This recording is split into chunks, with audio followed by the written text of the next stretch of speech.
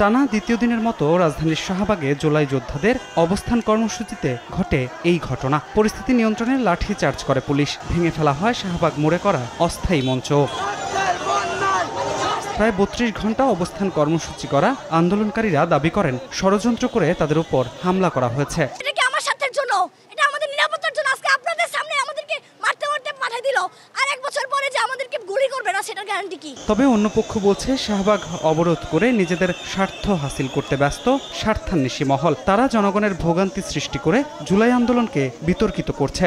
আহতরা সারা বাংলাদেশের মানুষের সম্মানজনক জায়গায় থাকবে, আমরা সেই সম্মানজনক জায়গাটা রক্ষা করতে চাই।